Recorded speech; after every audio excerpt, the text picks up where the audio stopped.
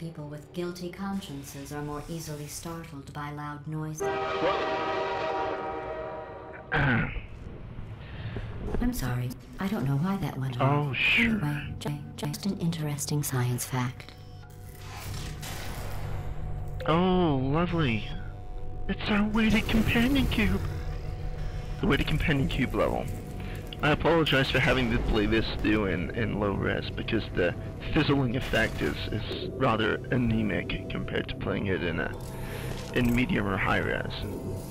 But I just wanted to make sure that these videos didn't get hung up every 5 seconds. Oh, did I accidentally fizzle that before you could complete the task? Why, yes, you did. I'm sorry.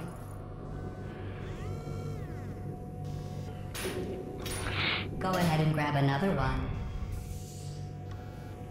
Jump to Papa.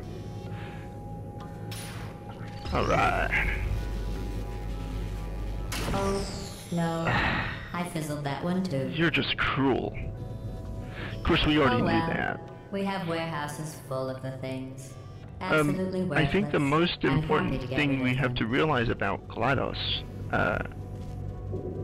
is that at this point in the game, she's still the GLaDOS that we know and love from Part 2. She's still, shall we say, her snarky little self. She's still making these comments that we love her for, because that's how. I had a bit of fun here for no apparent reason, by the way, so just ignore the fun. Yeah, I lost my cube. For shame! You know, sometimes I just want to try and fool around and see if I can't do anything fun, and I accidentally shot my cube out. Good thing I don't get hurt when I drop ginormous distances. Alright, let's set this up again. Come on down.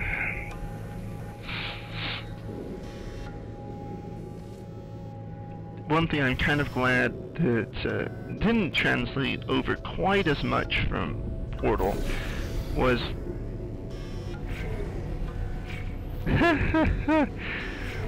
the stomach churning twists and turns that would happen. Because I'm shall we say, sensitive of long drops. I'm sensitive of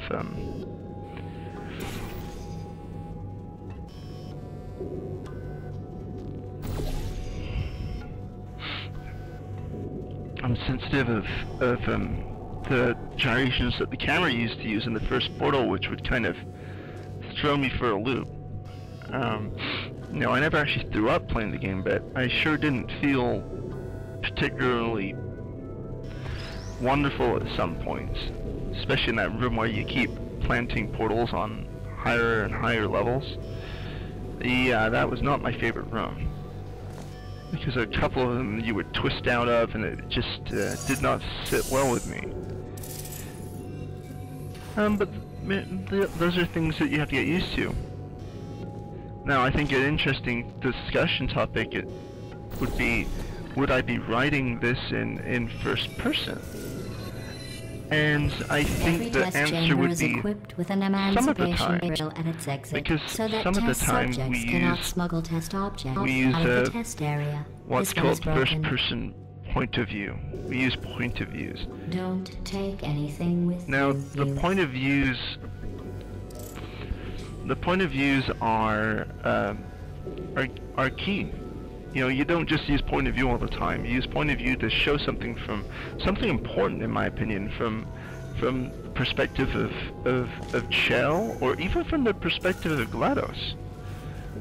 You know, or any of the other major players in the Portal universe. It's all about. I think that one was about to say, I love you. They are sentient, of course. We just have a lot of them. That's just cruel. As I was saying, when you perspective of a specific This next character, test involves emancipation drills. you have Remember, I told you about them in the last test. to create an It individual involved that one. characteristic set for each of your characters as part of your character creation stage. Obviously, GLaDOS is an interesting character in that she evolves through the series and realizes that she's more than she thought she was. Oh no, that's not good. Oh no. But The turbines you've again. got I have to go. Wait, this next test does require some explanation. Let me give you the fast version. oh, thank you. There. If you have any questions, just remember what I said in slow motion. Test on your own recognizance. I'll be right back. As I was saying, GLaDOS is a very intriguing character because she has a vast character build-up. We don't know how many personalities she has in there. We know that she has Carolyn, as we find out later in this game, but she may also have other personalities within her as well, and those personalities don't always have to agree. That's why the ending of Portal 2 is so intriguing to me from a screenwriting perspective, that they actually have Carolyn's side of GLaDOS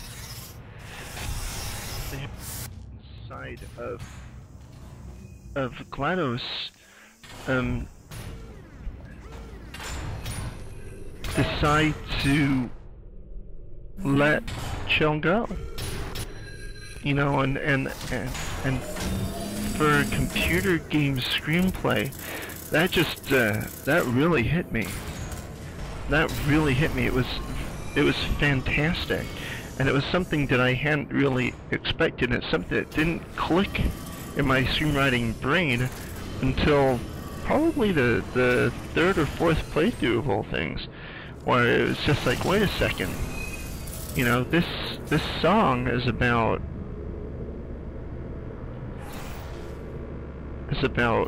Carolyn saying goodbye to her adopted daughter. And when I realized that, oh hey, it is you. Well, I'm back. When I realized that, it of course added a further dimension to an already amazing script that I didn't expect. At first I just thought, oh well, that's a quirky ending. You know, you've got turrets singing opera music. That's really interesting, guys. What happened, right? I was just lying there. You thought I was done. This plate must not be calibrated to someone of your generousness. I'll add a few zeros to the Generousness, maximum yes. weight. Okay. Thank you very much. You look great, by the way. Very healthy. Oh, thank you. Try it now. Okay. Here I go. Woohoo! Bird, right? Couldn't believe it either. And then the bird.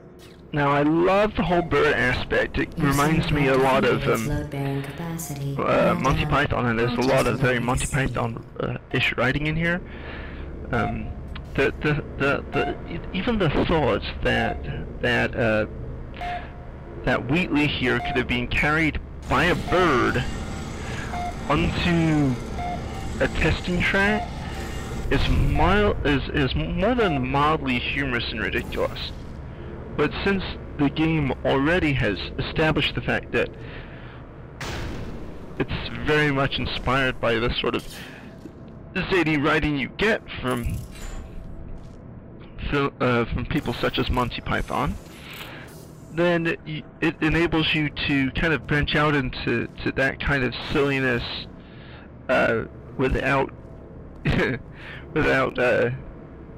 you know, getting into hot water. You know, you've already established that your script is zany, so you can continue from there and switch things up and keep making them even zanier. And that's one of the...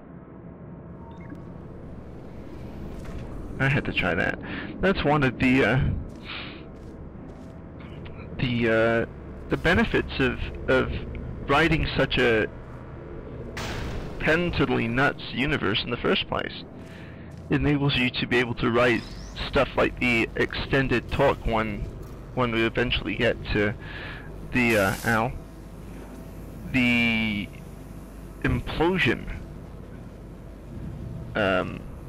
where I again let the game play its extended dialogue for a while, because you hear Wheatley hacking the computer, and yeah, the most ridiculous hacking you can imagine.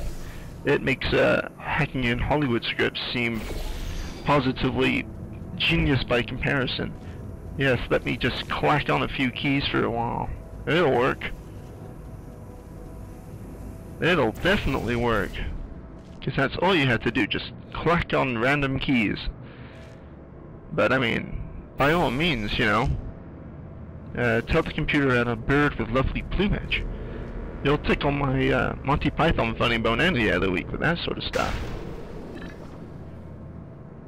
Look at you, sailing through the air majestically, like an eagle, piloting a blimp.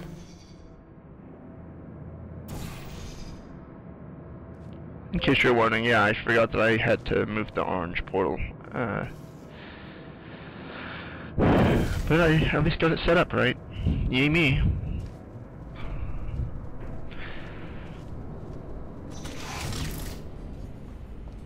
I love the junk going through the tubes. Love it.